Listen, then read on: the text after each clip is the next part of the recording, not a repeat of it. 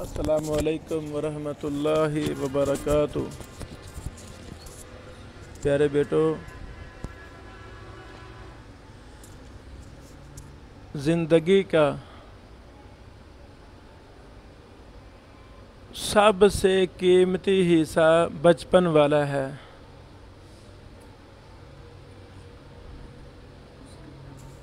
افسوس کہ بچپن میں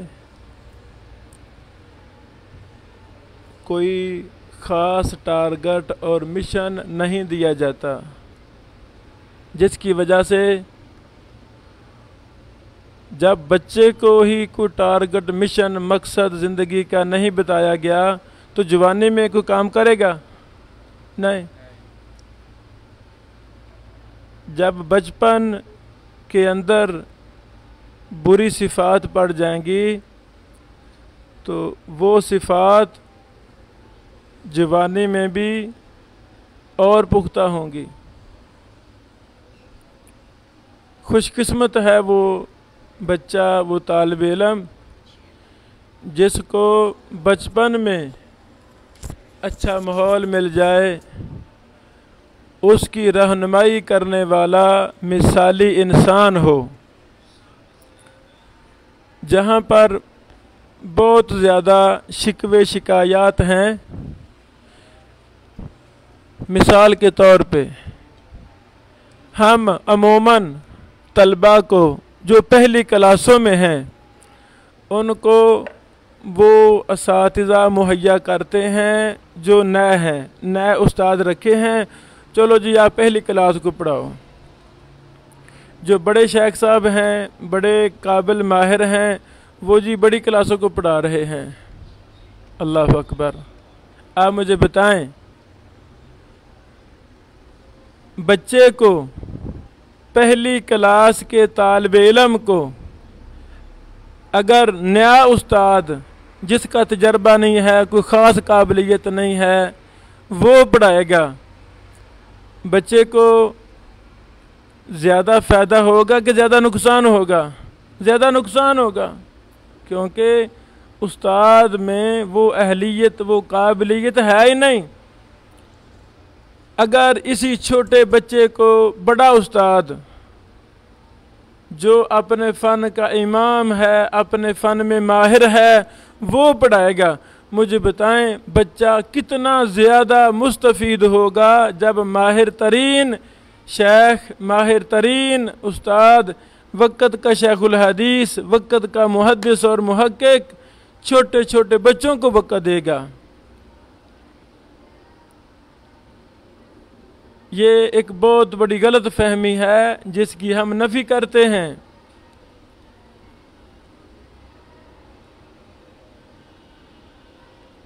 بچے کا ذہن بالکل صاف تختی کی طرح صاف ہوتا ہے۔ اب اسے مثالی علم و عمل پر مشتمل شخصیت مل جائے،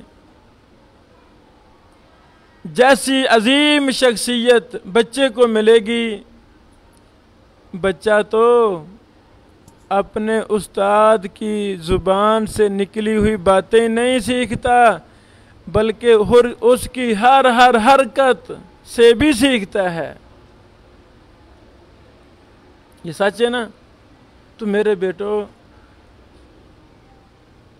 آپ ابھی بچے ہیں، شروع والی کلاسیں ہیں، تو یہ نکتہ، یہ سبق ہم آپ کو سکھانا چاہتے ہیں کہ ابھی سے سیکھنا بڑے اساتذہ کی ڈیوٹی لگائی ہے کہ آپ کو پڑھائیں۔ صحیح بخاری پڑھانے والے استاد پہلی کلاسوں کو بھی پڑھا رہے ہیں الحمدللہ ہمارے ادارہ میں۔ تو پیچھے وجہ، فلسفہ کیا ہے کہ جتنا عظیم انسان بچے کو رہبر ملے گا، رہنمائی کرنے والا ملے گا، بچہ اتنی زیادہ سوچ اور فکر، نظریات کے حوالے سے بھی بلند اور عظیم بنے گا۔ اللہ اکبر۔ خوش قسمت ہے وہ طالب علم، وہ بچہ، خواہ سکول کا ہو، خواہ مدرسے کا ہو، خواہ گھر کا ہو، بچہ بچہ ہی ہے، جس کو ماحول مثالی ملتا ہے۔ بچے کو ماحول ملنا چاہیے۔ دوسری غلط فہمی، شکوہ شکایت ہمیں یہ ہے کہ بچوں کو، طلبہ کو ماحول نہیں دیا جاتا۔ ماحول سے میری مراد بچوں کو بڑے اساتذہ سے دور رکھنا ہے۔ ماحول سے میری مراد چھوٹے بچوں کو لائبریری سے دور رکھنا ہے۔ ماحول سے میری مراد جو شیخ محقق ہے، مصنف ہے، محدث ہے، عموماً اس کے قریب بچے نہیں جا سکتے۔ وہ جو شیخ صاحب لکھ رہے ہیں، وہ مصروف فتویٰ لکھ رہے ہیں، کتاب لکھ رہے ہیں، نہیں، یہ غلط فہمی ہے۔ آپ کا کیا خیال ہے؟ بچپن میں اگر کسی بچے کو کسی محدث کے کام کو دیکھنے کا موقع مل جائے، محدث صاحب، شیخ صاحب، مصنف اور محقق صاحب، بڑے استاد صاحب تصنیف و تحقیق کا کام کر رہے ہیں، اور چھوٹے چھوٹے بچے پہلے دوسری کلاس کے، تیسری کلاس کے اس کو دیکھ رہے ہیں، مجھے بتائیں وہ کتنا سیکھیں گے؟ سیکھیں گے کہ نہیں سیکھیں گے؟ میں یہاں مثال دینا چاہتا ہوں،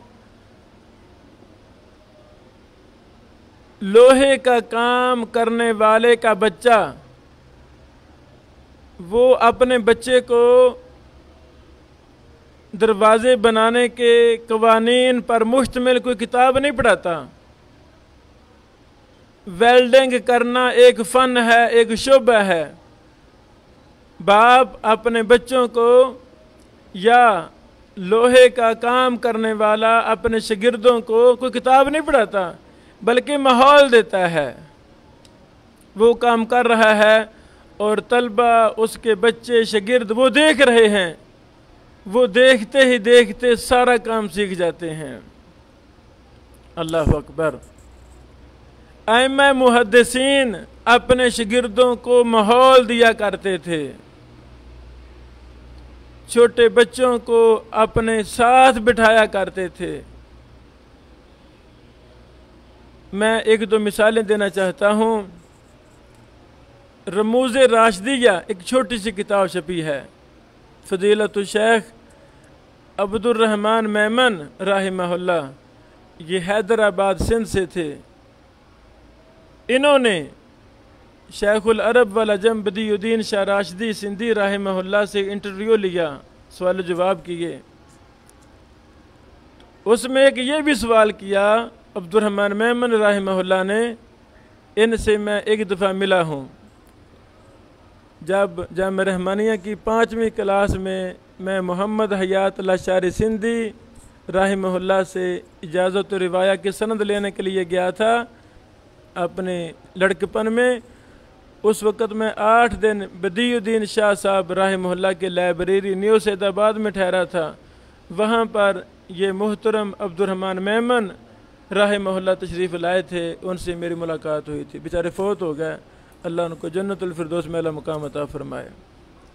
عبد الرحمن میمن صاحب نے یہ سوال کیا، شاہ صاحب، اللہ رب العالمین نے آپ کو عرب و عجم کا شیخ اور محدث بنایا ہے، اتنا علم و عمل میں آپ پختہ ہیں، اس کی کیا وجہ ہے؟ شاہ صاحب نے فرمایا، اصل تو وجہ یہی ہے کہ اللہ کی رحمت ہے، اللہ کی توفیق ہے، میں کیا ہوں؟ دوسری وجہ، مجھے بچپن میں کتابوں سے شوق پیدا ہو گیا تھا۔ رموز راشدیہ کتاب میں یہ بات لکھی ہوئی ہے کہ میں چھوٹا سا بچہ تھا، مجھے شوق پیدا ہو گیا تھا، مجھے عربی پڑھنی نہیں آتی تھی، ترجمہ تو دور کی بات ہے، بس مجھے شوق پیدا ہو گیا۔ بچپن میں دیکھتا تھا اپنے باپ کو، اپنے بڑے علماء کو، وہ کتابیں لے کے رہے ہیں، لائبریری میں بیٹھے ہوئے ہیں، تو مجھے بھی شوق پیدا ہو گیا، میں لائبریری میں جاتا، ایسے کتابیں پکڑ کے کھول کے بیٹھ جاتا، دیکھتا رہتا، حالانکہ مجھے پڑھنا بھی نہیں آتا تھا۔ اللہ اکبر۔ میرے بیٹو، یہ کیسے ممکن ہوگا، یہ کب ممکن ہوگا؟ جب بچوں کو ماحول دیا جائے گا۔ اگر بچوں کو بڑے اساتذہ سے دور رکھیں گے، بچوں کو لائبریریوں سے دور رکھیں گے، ہم خیر کثیر سے محروم ہو جائیں گے۔ پھر ہم روتے ہیں بچے محدث نہیں بنتے، بڑے شیخ نہیں بنتے، تو کئی وجوہات ہیں۔ ایک یہ وجہ ہے کہ ہمارا انتظامیہ کا ہمارا گناہ ہے کہ ہم نے بچوں کو بچپن میں ہی علم سے اور بڑی اہم چیزوں سے خود دور رکھا ہے، جو کہ غلط ہے، ہم اس کی نفی کرتے ہیں۔ اللہ اکبر۔ میرے بیٹو، موریتانیہ میں ایک شہر ہے، اس کا نام شاید شناکتا ہے، یعنی وہاں کے رہنے والے شنکیتے لکھتے ہیں۔ نام اصل کیا ہے؟ شناکتا ہے یا ملتا جلتا نام ہوگا۔ یہ موریتانیہ میں ایک قصبہ ہے، شہر ہے۔ اس قصبے کے شہر کے علماء نے آج سے تقریباً 100-200 سال پہلے محنت کر کے اپنے شہر کے گھروں میں یہ رواج بنا دیا تھا کہ چھوٹے چھوٹے بچوں کو گھروں میں پڑھایا جائے گا۔ کیا پڑھایا جائے گا؟ قرآن کریم زبانی یاد کروایا جائے گا، نحو کی کتابوں کو زبانی یاد کروایا جائے گا، حدیث کی کتابوں کو زبانی یاد کروایا جائے گا۔ کن کو؟ بچوں کو گھروں میں بچپن کے اندر یاد کروایا جائے گا۔ اللہ اکبر۔ یہ وجہ ہے کہ اس شہر کے علماء علوم و فنون میں بڑے ہی پختہ ہوتے ہیں۔ وجہ کیا؟ کہ بچپن کے اندر ان کی ماں نے، ان کے والدین نے ایسا ماحول دیا اپنے بچوں کو کہ وہ علوم و فنون میں بچپن کے اندر 20 سینکڑوں کتابیں زبانی یاد کر چکے ہوتے ہیں۔ اللہ اکبر۔ موجودہ دور کی بڑی پیاری مثال اردن کے اندر ایک ادارہ ہے مینار الہدا کے نام سے۔ اس ادارے کے مؤسس اور بانی دکتور حافظہ اللہ نے یہ سوچ بنائی کہ میں نے اپنے اس ادارے سے چھوٹے چھوٹے بچوں کو حدیث کا حافظ بنانا ہے۔ پاکستان میں یا دیگر ملکوں میں قرآن کریم کے حافظ تو ماشاءاللہ ہر گھر میں موجود، اللہ کی رحمت اور توفیق سے کثیر تعداد میں حفاظ قرآن موجود ہیں، لیکن حفاظ حدیث نہیں ہیں۔ ہاں، الا من رحم ربی۔ کتنے بھائیوں نے بلوغ المرام یاد کی، کتنے علماء نے صحیح بخاری یاد کی، یہ بھی اللہ کی رحمت ہے۔ لیکن ایسے بچے جن کو صحیح بخاری زبانی یاد ہو، صحیح مسلم یاد ہو، کتب ستہ یاد ہو، مسند امام احمد یاد ہو، موطا امام مالک یاد ہو، مستدرک حاکم یاد ہو، یعنی 10 کتب حدیث ان کو زبانی یاد ہوں۔ اللہ اکبر۔ یہ مثال دور دور تک نہیں ملتی تھی۔ اللہ تعالیٰ جزائے خیر دے اردن کے ادارہ مینار الہدا کے مؤسسین کو، جنہوں نے یہ مثال قائم کر دی۔ وہاں کتنی ہے؟ کسی کی عمر 12 سال ہے، کسی کی 15 سال ہے، اور وہ 20 ہزار حدیث کے حافظ ہیں۔ 30 کتب حدیث کے وہ حافظ ہیں۔ اللہ اکبر۔ یہ زبانی کلامی بات نہیں، بلکہ حقیقت کے اندر یہ سچ اور حقیقت پر مبنی یہ باتیں ہیں۔ آپ کا کیا خیال ہے؟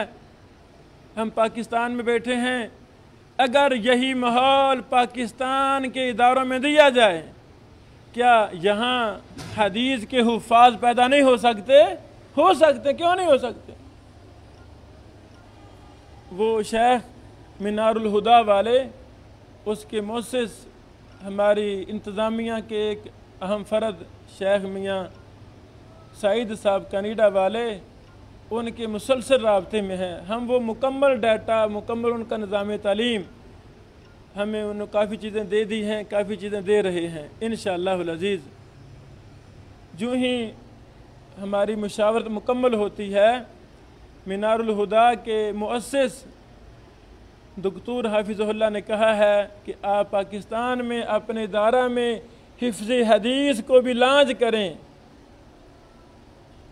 اس سسٹم کو بہتر سے بہتر چلانے کے لیے جیسے میں یہاں محنت کر رہا ہوں اردن میں، اسی طرح میں آپ کو باقاعدہ وقت دوں گا، طلبہ کو وقت دوں گا ان کی تعلیم و تربیت کے لیے۔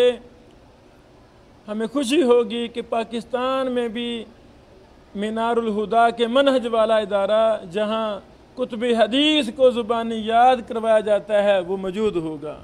اس پر ہم نے نیت بھی کر لی ہے، ارادہ بھی کر لیا انشاءاللہ، اور بڑی جلدی جو ہی ہماری مشاورت مکمل ہوتی ہے ہم اپنے سلیبس میں ایک مستقل الگ کورس شروع کریں گے جس کا مقصد طلبہ کو کتب حدیث کو یاد کروانا ہوگا۔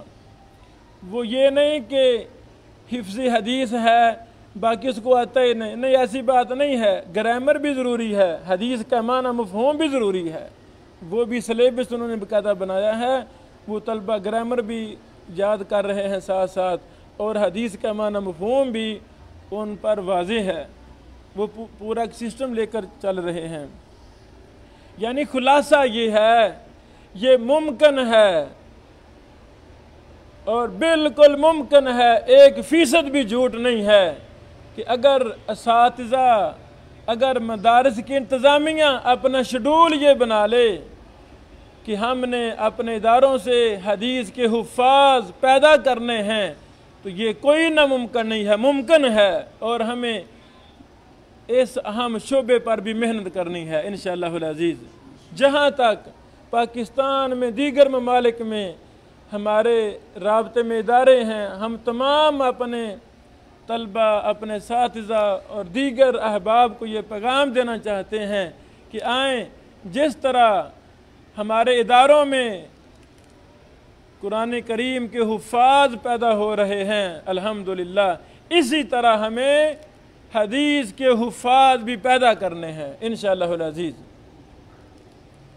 8-10 سال پہلے میں نے استاد محترم شیخ عبدالرحمن ضیاء حافظہ اللہ آف جنگ والے، ان سے میں نے سوال کیا، استاد محترم جس طرح قرآن کریم کے حافظ بہت زیادہ ہیں ماشاءاللہ، تو حدیث کے حفاظ کہاں ہیں؟ پہلے محدثین کو ہزاروں لاکھوں حدیثیں یاد تھیں، اب یہ کیا وجہ ہے اور کیسے ممکن ہے کہ آج بھی محدثین پیدا ہوں، حدیث کے حفاظ پیدا ہوں؟ تو شیخ عبدالرحمن ضیاء صاحب حافظہ اللہ نے یہ بات کہی کہ جس طرح ہم نے اپنے مدارس میں حفظ قرآن کی کلاسیں لگائی ہیں، اسی طرح ہم اپنے مدارس میں حفظ حدیث کی بھی کلاسیں لگا دیں انشاءاللہ العزیز، یہ بچے آج بھی بڑے بڑے محدثین پیدا ہوں گے۔ تو یہ چند میں باتیں کرنا چاہتا تھا کہ بچپن کے اندر ہمیں بہترین سے بہترین ماحول دینا چاہیے۔ جدید دور ہے، ٹیکنالوجی کا دور ہے، اللہ رب العالمین ہم پر خاص مہربانی فرمائے، آسانی فرمائے۔ میری یہ خواہش ہے کہ جامعہ امام احمد بن حنبل دنیا کا مثالی ادارہ ہوگا۔ جو میرے ذہن میں پلاننگ ہے، اساتذہ سے ہماری مشاورت ہوتی رہتی ہے، وہ وقت آئے گا کہ جب ہم اپنے معافی ضمیر میں جو ایک بڑا لمبا چوڑا منصوبہ لیے پھرتے ہیں، دعائیں اور کوشش جاری ہے انشاءاللہ، وہ 100% ہم اس کو لانچ کریں گے۔ اللہ ہماری مدد فرمائے تاکہ ہم اپنی زندگی میں ایک بہترین قسم کے علماء، بہترین قسم کے محدثین اور محققین، مصنفین تیار کر سکیں۔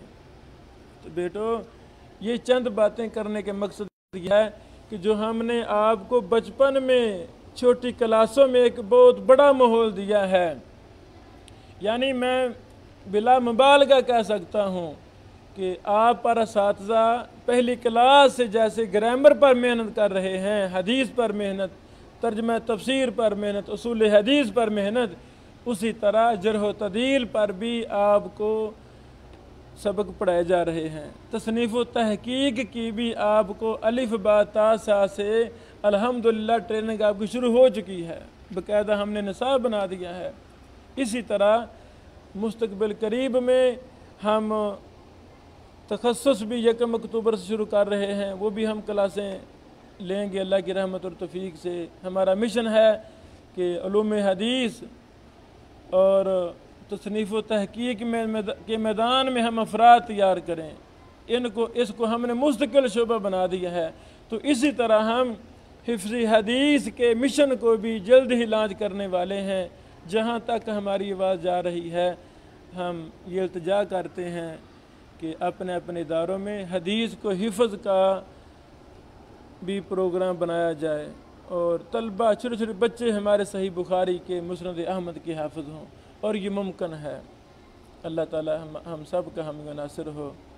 وآخر دعوانا ان الحمدللہ رب العالمین۔